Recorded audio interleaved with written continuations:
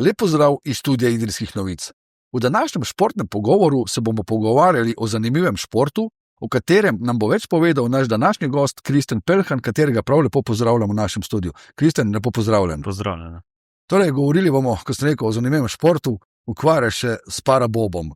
Nam lahko opišeš, kaj je parabob?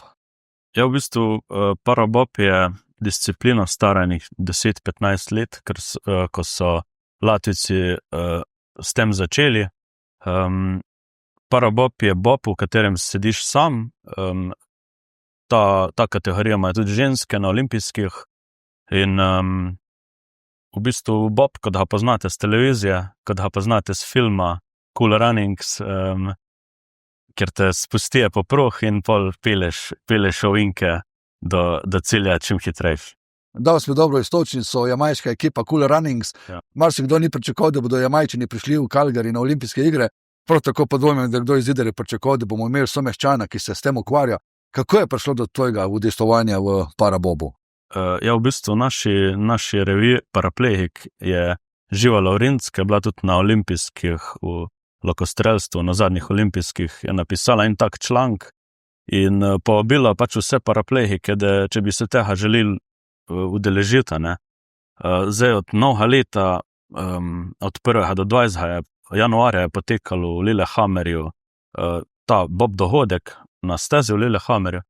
In najprej je bilo en teden šole, pa 2 tedna v bistvu tekmovanje, 6 tekem smo imeli za svetovni pokal. Te je hitro potegnil noter, pritegnil še k dodatnem, spodbudil še k nadaljnemu udejstvovanju? Ja, v bistvu želel bi se tudi drug let udeležiti. Vsako leto je pozim par tekem v Evropi, kakšna tudi v Ameriki. Ampak za leto sem se sem te udeležil, da se malo navadim, da sem sploh sproval, če mi paše. Pa ti paše? Ja, je tak zanimiv šport, unikaten, bom rekel. Pa najbolj mi je fajn, ker v bistvu to je ena velika družina, ki si prijatelj z vsemi tekmovalci, kar mi je bilo zmeri v športu pomembno. Omenil sem mi pred začetkom snemanja tega pogovora, da so hitrosti dokaj visoke, 117 km/h. Kako se počutiš v tem bobu? Kako je treslaj, tukaj ni nobene amortizacije? Ja, steza je pač ledena.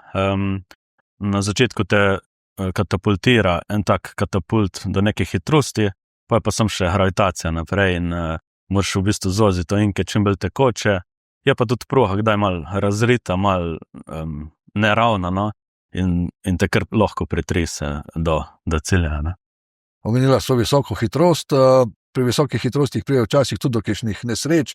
Vidimo, kdaj na prenosih bob tekmovanj gre bob se obrne na glavo. Si že imel kakšno tako izkušnjo?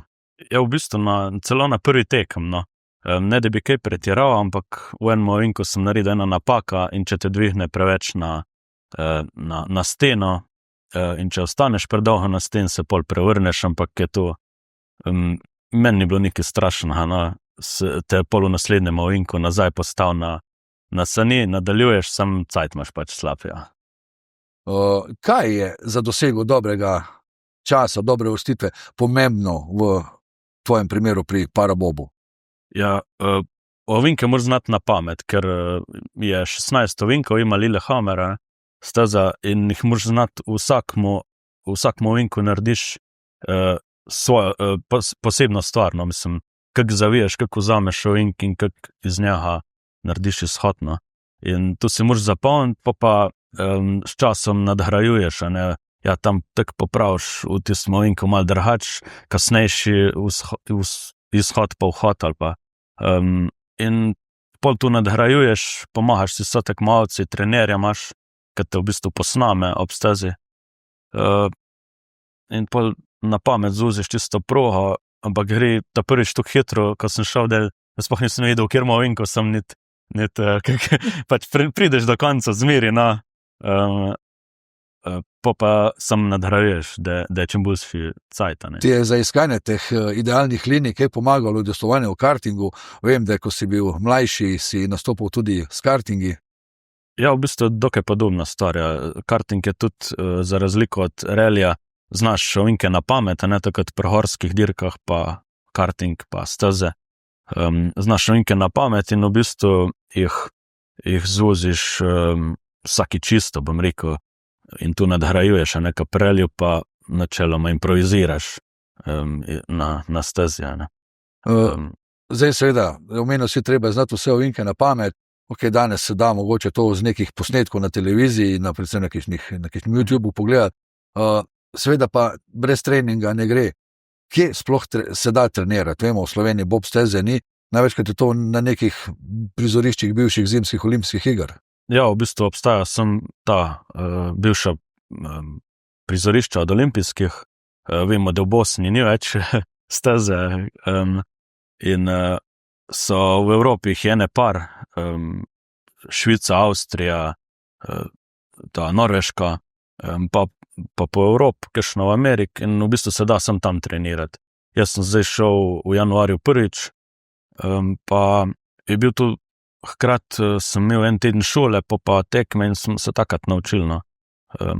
Najprej greš iz enega štarta nižje, iz četrtega ovinka, imaš pač nižjo hitrost, zato da se malo privadiš na vse to, pa lahko pač nadgrajuješ.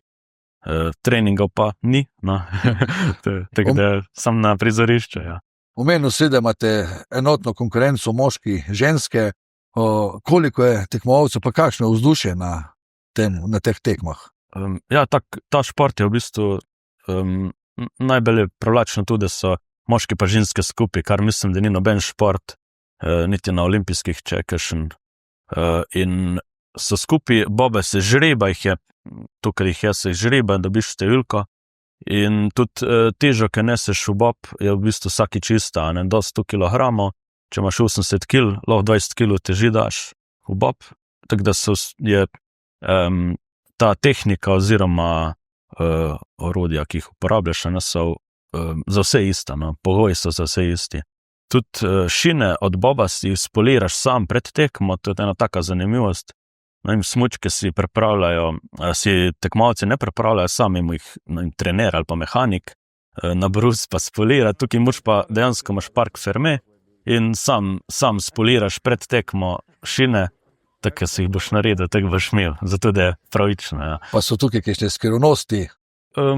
Pa so v bistvu tako mali triki, imaš ene 3 granulacije papirja, pa zbrusiš s tistim, pa če je še malo enega z drugim, dobiš še bolj fin papir, pa mogoče ti rata še bolj spolirati tisto šina, sam to je tak teorija ali pa za boljši feeling, kot pa da bi dejansko kaj zelo pomagal. Omeni se tudi, da je vzdušje zelo pozitivno, da ste kot neka družina, pomeni, da se tudi delite na svete, ali vseeno vsak malce zase kakšno skrivnost obdrži? Kakšna skrivnost zihra obdrži zase, ja, ampak si pa pomagaš. Ja. Rečeš, imam problem v tem ovinku, recimo, če slabo zuziš ovink, te pol na steno, se malo takneš stene na ravnin, kar te zaustavlja. Ne? Jaz sem imel težave z enim ovinkom, sem šel do vseh, kak ti tega narediš, in sem pač tu združil ena teorija, ki pol probaš na naslednjem treningu, in se je pošlo, pa se tam nisem več dotaknil, pa recimo sem kakšno desetinko pridobil.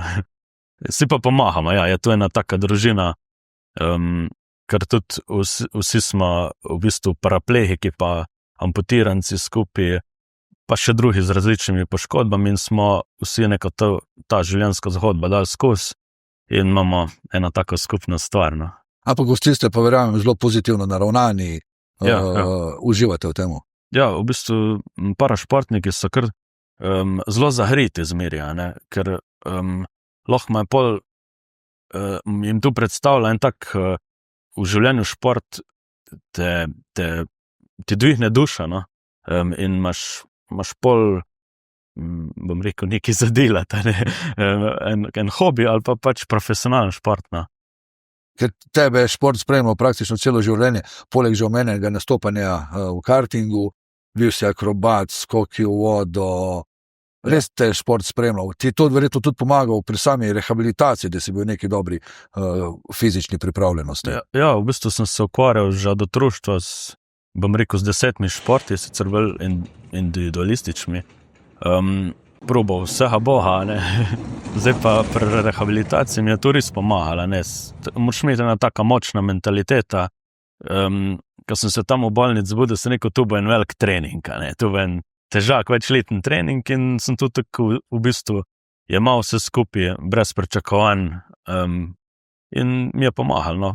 Pa zdaj pa po 4 letih se malo bolj probam, se mi je telo toliko kondicijsko zboljšalo, da se lahko tudi malo hajnem, ne.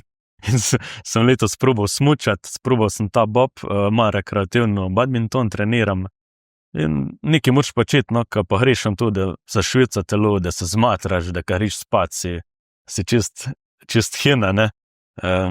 Tako da je šport zelo dobra stvar, no. Če sedim za računalnikom, pa sem pri miru, me bolj telo boli, kot pa če se ukvarjam s športom, no. Omenil si, da nisi imel pričakovanj, govoril v času rehabilitacije. Zdaj me pa zanima, kakšno so pa tvoje pričakovanja vezano na udejstvovanje v parabobu? Ja, zaenkrat sem to probal letos, ne. Drugo leto bi rad še šel januarja spet, se pravi na Norveško je ponovadi zmeraj v januarju. Hotel bi še, zdaj cilji prav dolgoročni pa ne vem kakšni so, ne. Ker boba tudi niso uvrstili na olimpijske za 2026, mogoče bo 2030 in če bo neka taka priložnost, upam, da se tam vidimo, ne. Drugače pa velika tvoja strast je bila tudi restauriranje starodobnih motociklov s poudarkom na Tomosovih. To še kaj se s tem ukvarjaš? Ja, v bistvu zdaj to moja služba, no, ratala. Doma pač obnavljam te motorje, jih pripravljam za dirke, pa vozijo to prijatelji ali pa neke stranke, bom rekel. Prijatelji, stranke tudi iz tujine, se pravi, tvoje ime dobro poznano tudi dlje izza slovenskih meja. Tudi ja. Kakšni Nizozemci kdaj najde, ti so tudi navdušeni nad takimi športi. Pa jaz to pripravim, lahko je hobi, lahko je tekmovalno ali karkoli. Pa isto, kot sem prej rekel, mi pa še fizično delati, bolj kot pa, da je nekaj primirno. Rad greš tudi pogled, kdaj, kako nastopajo te tekmovalci s tvojimi izdelki? Ja, tudi ja. Vsako leto v septembru smo šli s prijatelji na dirkališče Hrobnik in tam v bistvu čist spet kot družina tekmovali med sabo, bolj za hec, bolj za druženje, no. Zdaj se pa vsako leto tu ponavlja. Moj ta star motor posodim tem fantom, zato da se uporablja, kaj škoda, da doma stoji. Pa veliko dela ponovati s tem tudi, ja. Kristjan, res bi se ti zahvalil za obisk v našem studiu in za ta zanimiv pogovor, z željo, da se ti uresničijo te cilji, katere imaš v parabobu, pa seveda tudi na ostalih področjih. Še enkrat hvala za obisk. Ja, hvala tudi tebi. Vam, spoštovani gledalci, pa hvala za ogled tega prispevka in pa vabljeni tudi k ogledu ostalih oddaj Studia Idrijskih novic.